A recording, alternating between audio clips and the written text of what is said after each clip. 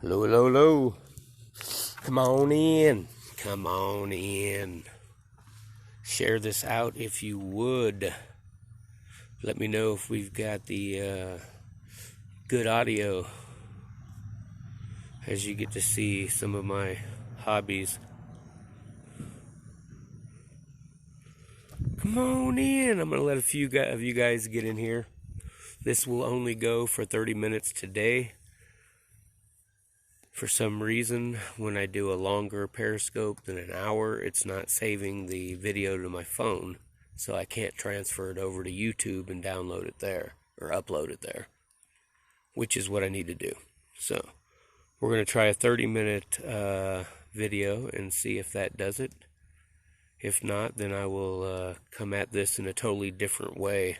But, as the title suggested, this is going to be a non-political scope, which sometimes that's great. Of course, there's always a political bent when you're dealing with, Smooth Panda.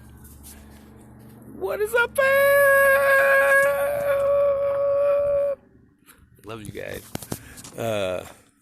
That's the last time you will see my winter beard on this.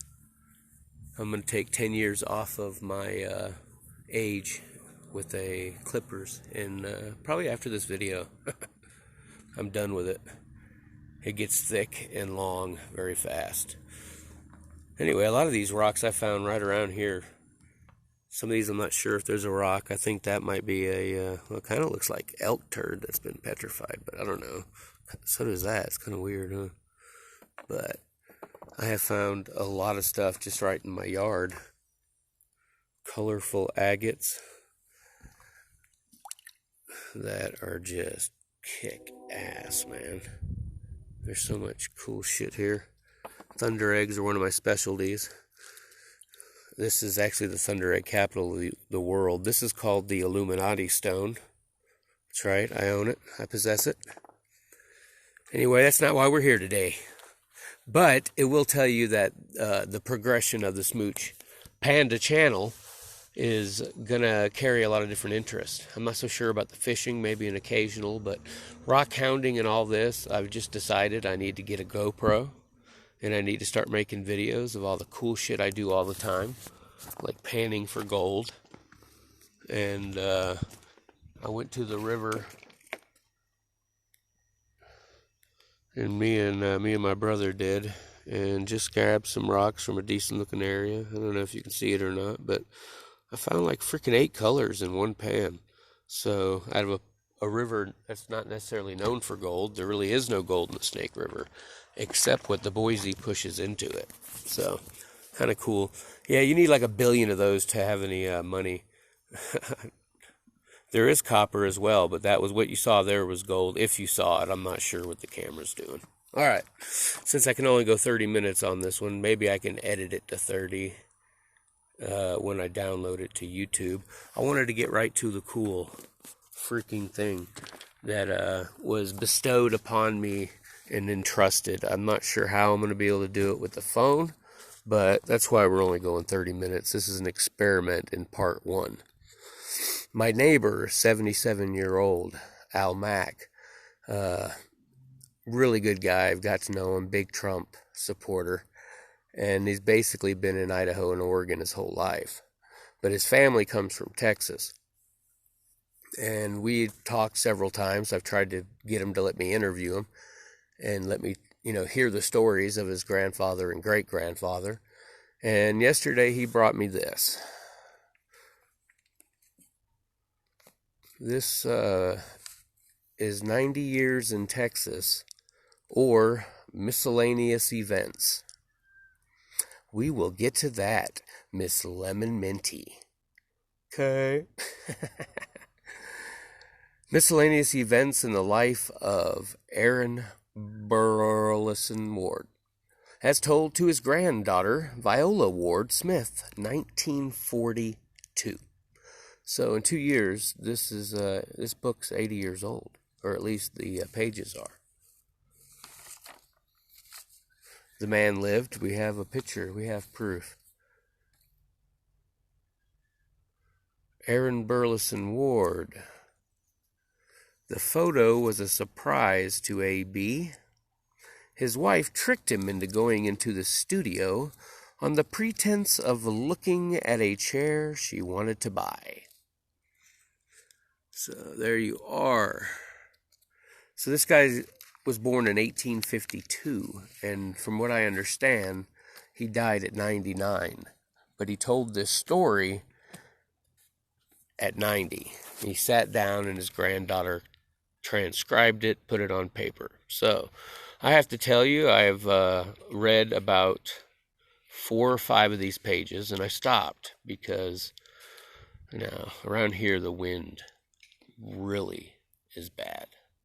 So, and it comes out of nowhere, so I'm going to protect this. When Mr. Mack gave me this to hold on to and use for a little bit, he said, please don't lose it. It could never be replaced for the obvious reasons. All right, you guys share this out in the rooms if you can. Doing this Periscope this way with the new call feature, even though I disabled it, it doesn't allow me to go from here and share it directly to any of the rooms. So that'd be awesome. Anyway, my plan is this. For the first, we're going to go through a couple of these pages and use up about 30 minutes. And then I'm going to take stock of how everything went, try and put it on YouTube and see how that goes. If it doesn't, then I'm going to get my computer fired up. And I'm going to copy all these pages and then be able to put it up on the screen while I'm reading it to you. So if you don't mind, I need to grab a little refreshment from my storage facility.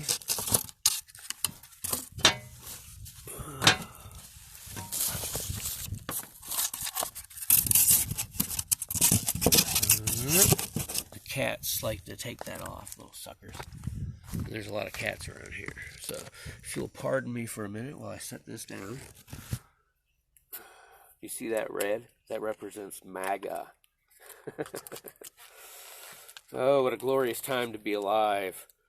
Never would a million years would I thought I've been rooting for a communist to win the Democratic nomination, but that's how we're going to freaking change this country. Not into communism. It'll expose communism and socialism. Apparently all of our children have forgot. This is exactly why I'm reading this. It's just from the, mindset of a pretty regular guy that lived at a real crazy point in our history. A real important time in our history, and I think getting into their mind is important to understand the way they were thinking, because the youngins ain't thinking right. Anyway, hello Aussie Nick, everyone here. I'm gonna say hello to you, but I want to go ahead and get into some of the content before I burn up my 30 minutes. And I'm gonna try and keep the phone steady, but don't freaking bitch at me about it. Love you guys. All right. All things have their beginning and end. Oops. My beginning was in a log house on the banks of the San Gabriel River. My end is not yet. During the 90 years since that beginning, I have had many and varied experiences. Some harrowing, some dangerous, some amusing, some merely boring. It took them all to make up the life of a common Texas citizen. Born before the Civil War, I have lived to see the North and South united and builded into a mighty nation that has established itself as a world power. This is written in 1942, if you are just coming in. 1942 is a perspective. He's had 90 years of perspective. As a boy in an early pioneer home on the cattle trails and open range, always too engrossed in living my own life to notice the many changes wrought by time, except as they affected me directly. Or perhaps the changes were so gradual as to be imperceptible, except as I view them now, down through the years of my long life. My parents moved from Fayetteville, Arkansas, to Bastrop, Texas, in 1846. Just 1 year after Texas was admitted into the Union. My 2 oldest brothers died and was buried there. I'm reading his grammar, so don't be a grammar Nazi, okay? And you're going to see it's a different way that people spoke as well, which will help get into their mind. All right. My parents moved from Fayetteville, Arkansas to Bastrop, Texas in 1846, just 1 year after Texas was admitted into the Union.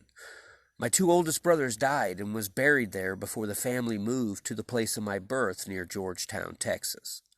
The 7th son and 9th child in a family of 10 children, I was born January 28, 1852, in a log house with split logs for flooring and a large fireplace for heating and cooking. I was named Aaron Burleson Ward. My parents were admirers of Colonel Edward Burleson, who fought against the Indians at the Battle of Plum Creek in 1840. That's an interesting story. I went and read that about that battle, and it's pretty interesting. Anyway, I won't get into that now. My father died when I was 3 years of age. My first memory of his homemade casket, resting upon chairs in one corner of the log cabin. My first memory is of his homemade casket resting upon chairs in one corner of the log cabin. Wow. Neighbors made the casket, lined it inside with white cloth, and draped it outside with black. My father was dressed in a full black suit made from homespun. I do not remember the funeral services, but he was buried at the Cloud Schoolhouse. I cannot recall any mention of my father's relatives, so know nothing of his people except that he had some relatives living in Arkansas at the time he and mother moved to Texas. One of my mother's sisters lived at Fayetteville, Arkansas, but her father and mother lived at Liberty Hill, Texas, where we moved soon after my father's death. She also had an uncle and several cousins at Voca, Texas, on what at that time was the frontier of Texas. Grandfather Miller traded mother's farm on the San Gabriel River for one near him at Liberty Hill, Texas. The Civil War was threatening, and he thought it best to have his daughter's orphaned family nearer. Our new home was another log house, roomy, thick-walled, plain and rough inside and out. It had been built to shelter the inmates from blizzards, hot sun, and attackers. A mud and stick chimney. Hopefully I'm holding this for you guys, right? Sorry, you're going to get seasick. I just want you to know I'm not making this up. A mud and stick chimney in one end was used both summer and winter. In summer, Ma and the girls cooked our meals over the open fire. Did you see the beginning of that where he said it had been built to shelter the inmates from blizzards, hot sun, and attackers? So apparently those were 3 things you had to worry about for inmates. Tom and I very often took to the woods while Ma and the girls washed our one and only garment. We wore a long shirt that reached our knees until we were great big boys, 7 or 8 years old. Great big boys. Wow.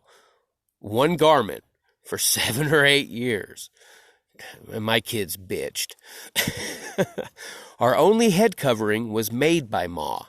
She would use a tin plate for a pattern and cut a circle from cloth, somewhat larger than the plate, and sew that onto a narrow band cut the size of our heads. The half-moon-shaped piece of rawhide, a half-moon-shaped piece of rawhide was sewed on for a bill to complete the cap. I was 11 before I had a pair of shoes. I went barefooted until then. We raised enough grain for our bread, but had to turn the hogs out to fatten on pecans in the creek bottom. When hog killing time arrived, we would join our neighbors in a roundup of hogs. Each family claimed the hogs bearing their mark and butchered the fat ones for curing.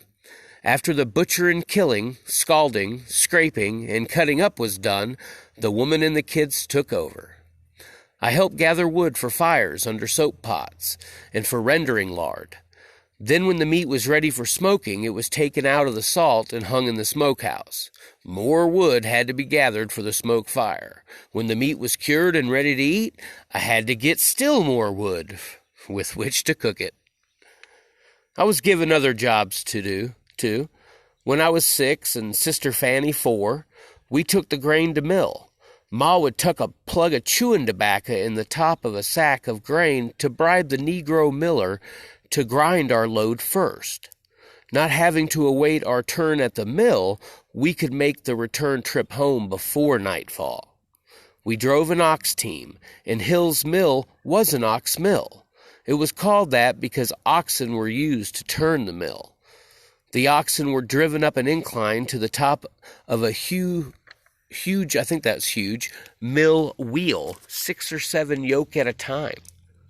Their treading set the it is a hew wheel, in motion to turn smaller wooden cog wheels that turned the mill. We raised the grain for our bread, the hogs for our meat, the cane for our syrup. We milked longhorn cows. Our clothes were made of cloth, woven at home, from thread spun at home, or made of hides, tanned and dressed at home. My older brothers did the field work. My mother and older sisters did the cooking, spinning, weaving, those jobs that made up the housework. Sister Fanny and I, being the youngest, did those jobs the rest could not find time to do. We were never idle, but we did find time for fun. We would gather at some home in the neighborhood on Saturday nights for candy pulling. On those occasions, syrup would be brought in from the mill and boiled down until it would be thick enough to pull when cool.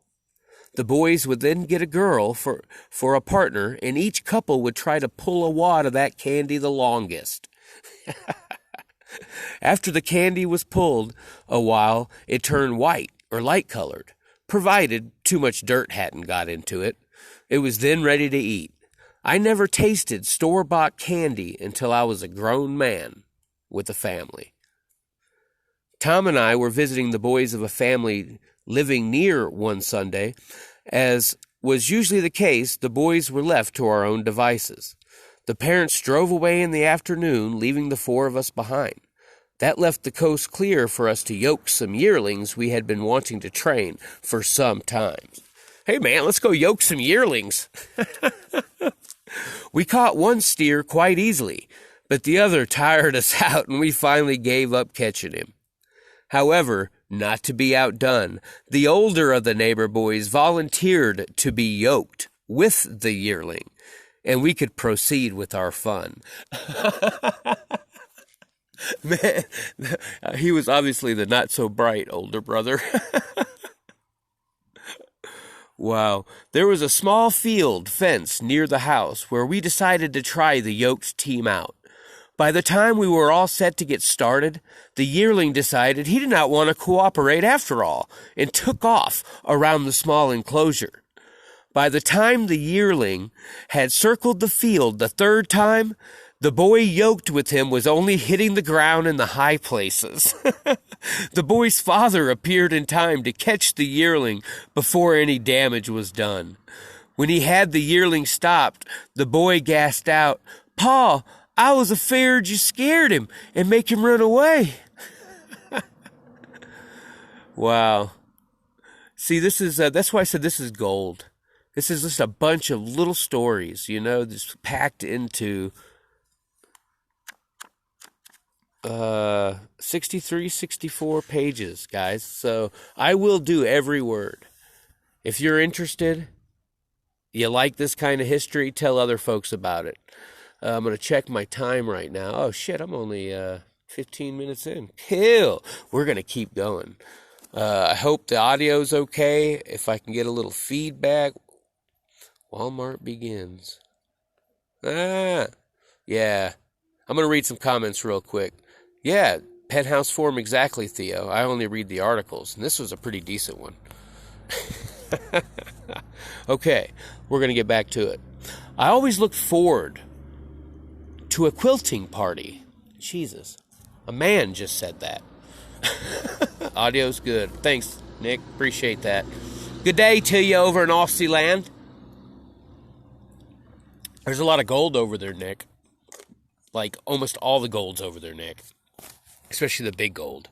So I will take a trip to Aussie one day. It's on my bucket list.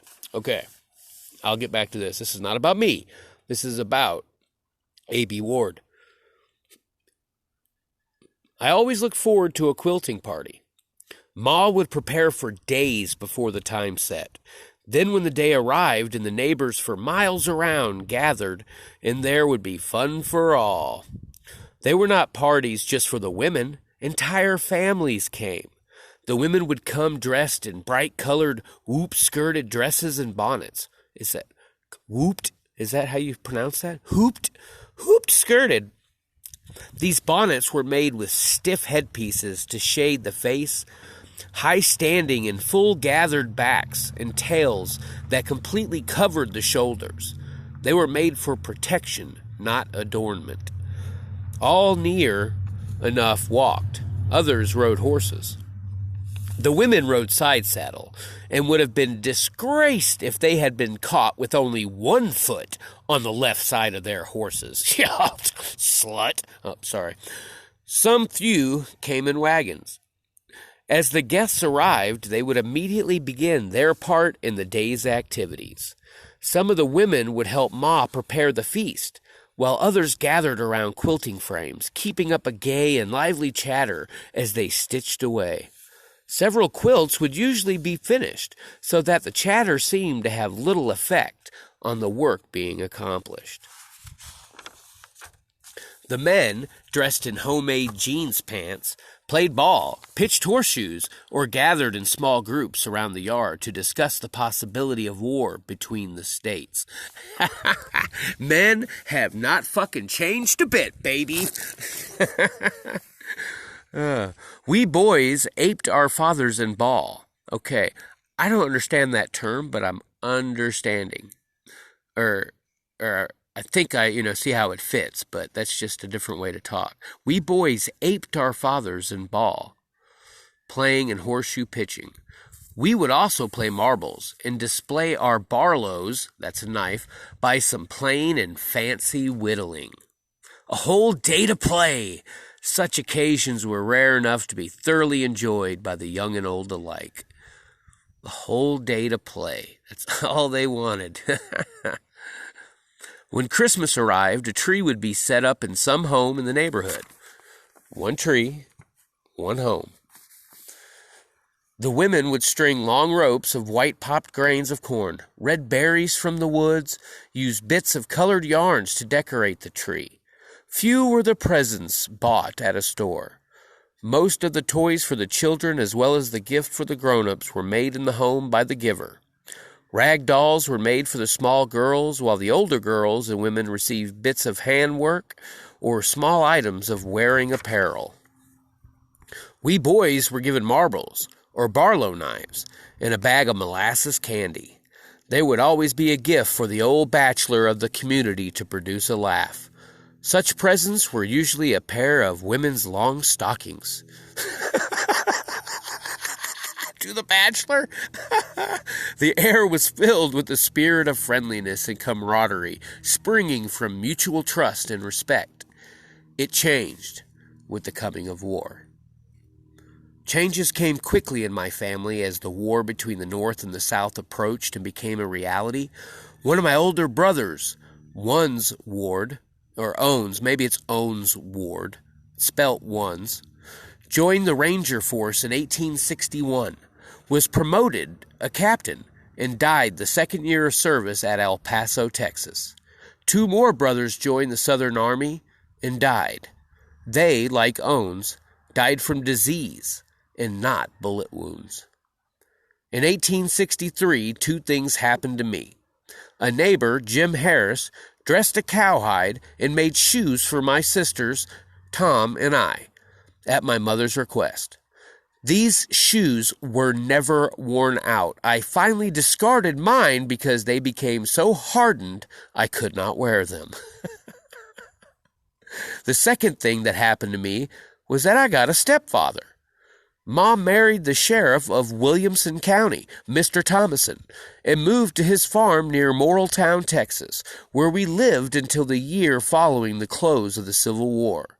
These were difficult times when every man's life was in danger. Stealing became common, although it was soon stopped after the war ended. We lived principally on corn pone and fat pork. I never tasted a biscuit during the war. It was not uncommon for a neighbor to be found shot. These deaths were laid at the door of jayhawkers. Jayhawkers were men who went over the country searching homes under the pretense of looking for army deserters.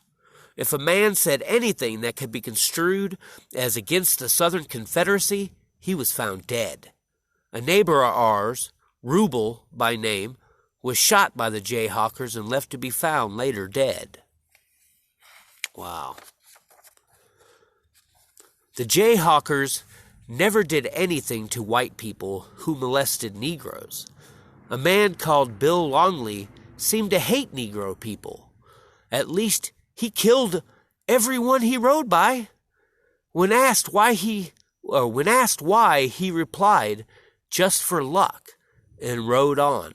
Nothing was ever done about his murders. Wow. Wow. That's crazy. My stepfather put a special load in his squirrel rifle for the jayhawkers. All right, let's get back with my rock here. When they arrived at our house to search it, he stopped them in the yard. He was in the upper story of the log house and commanded an excellent view of the front yard from between rafters under the roof where chinking had been removed. He finally agreed to let them come in and search the house if they would send for his preacher's son, who lived a short distance across the field. After his son arrived and the jayhawkers had searched the ground floor, they were allowed to mount the stairway slowly, single file, behind the preacher. When they reached my stepfather's side, they found such a formidable array of weapons as might have supplied a dozen men. One glanced through the improvised loophole and explained, "Men, he could have killed every one of us as we stood in the yard talking with him. He not only could, but would had they not followed his directions." Months later, Ma had Tom and I take the squirrel rifle out and discharge the load, as she was afraid to have the gun around the house with that load in it. We placed the gun on a rock and rolled another large one on top, then got behind a tree to pull a string attached to the trigger. We discharged the gun, but it kicked clear of the large rock from the heavy recoil. Wow, I wonder what the hell that special load was. That's right, Rockin' America. That's why, it's almost our job, I think, to find stuff like this, and when we get blessed with this kind of knowledge, to share it with the world. I mean, I fully plan, if I can, of sitting and talking with Al, but also it spurred me into other thoughts. I have a grandfather that's a very, very intelligent, spry man, still drives, and he turns 95 May 22nd. So he is a World War II veteran, 43-year Navy Seabee. I honored him in one of my very first scopes. He was one of many in a Veterans Day scope. So it's, got me thinking. We're going to, if I can, I'm going to set it up. He lives in Florida. I live in Oregon. So I'm going to have to get some technology. And I don't know if you noticed my surroundings. Yeah, there's not a lot of technology. The river is over there. This is my humble abode, America. And I live in a town of 3,000, which is exactly what I need. Very small. Unfortunately, internet shit really sucks out here. Okay, I'm going to check my time. 1:44. I'm just at about 30 minutes. Okay, so everybody, I'm going to stick true to my word on this one and leave you wanting more. And that's how you do it. I'm going to stop the scope. I'm going to see if it can be loaded onto YouTube. And then from here, over the next few days, several weeks, we will be getting and going through every bit of it. Thanks for stopping in. Share it out to friends and family. Love you all. Smooch Panda out.